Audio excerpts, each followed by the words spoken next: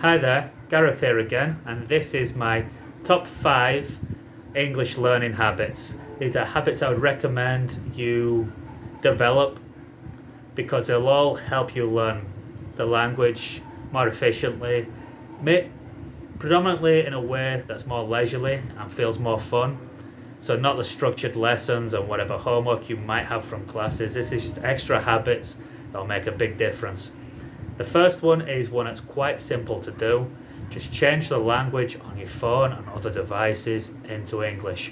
Then you'll learn a bit of vocabulary about technology, and it's something you're already familiar with, so it's quite easy to overcome any issues with this. So this is a good one, but it only gives you a short-term effect. It's not something that will long-term keep teaching you things. Once you've learned these words and got used to your phone being in English, you do think in English when you're using your phone, but it has its limitations, but it's such an easy thing to do, and it is effective, short term anyway. The second one is make sure you read regularly, every day. Can be news, can be a novel, any kind of book.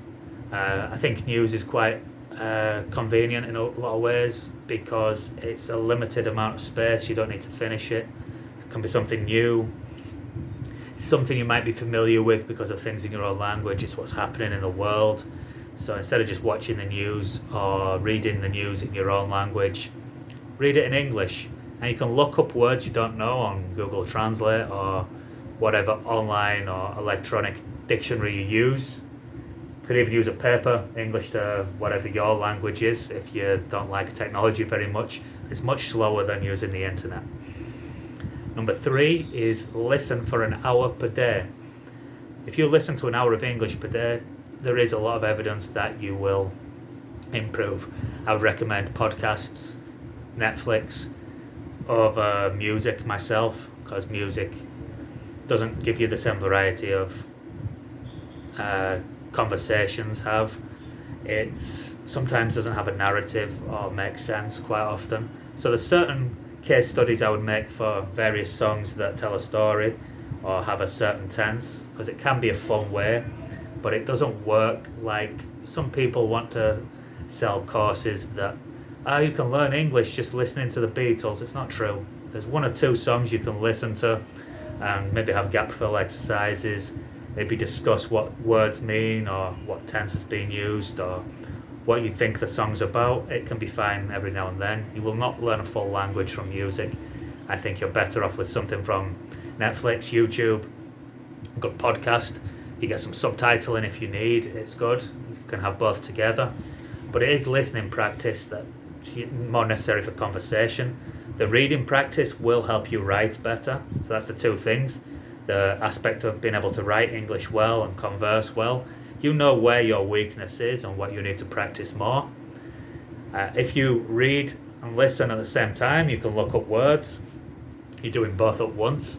Very efficient use of your time. So that's the first 3.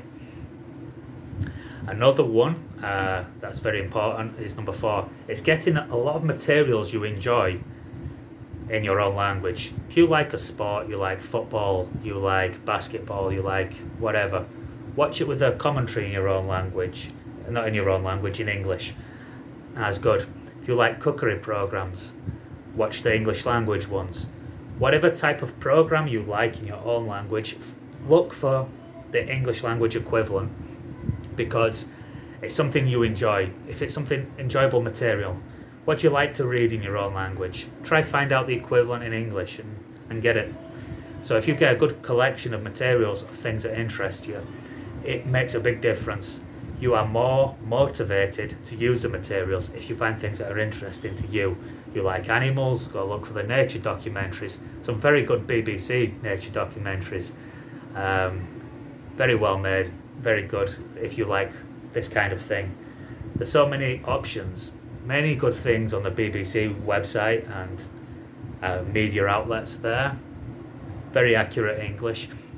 So the selection of materials, make sure the things you're interested in your own language already, not just in English, because you'll be more motivated to use them. It's words you would use more in your conversation. People like to talk about their hobbies, their careers, their interests, their family, their pets, their things like this. Because they're the things people care about and things they want to talk about. And this last one, it's maybe not easy to do, number 5, is never miss an opportunity to have a conversation with somebody in your language. Don't shy away if you see an English native. Talk to them in English, it's fine. People will still talk back to you, it's okay. Don't miss the chance to practice your conversation with a new person out of shyness or whatever. Excuse me. Make sure you take every opportunity to converse. You meet somebody when you're in a bar or a restaurant and they're from a country that speaks English. Don't miss the opportunity to talk to them. It's good to make friends from other countries, and you can practice with people from other places. I have a lot of opportunities to practice my Portuguese here because everybody speaks it. But I know your opportunities to practice English could be limited, so make sure you don't miss them. And that's my top 5 habits to improve your English. Comment underneath with which of these habits you already practice regularly, which you think are good. Do you have any better ideas? Put them in. I will always reply to comments I get on my videos. If you have any other doubts you would like explaining in video form, put it in the comments, and then I can plan my future videos to match the needs of my viewers. So please like and subscribe, leave your comments, share with your friends. I'll see you in the next video.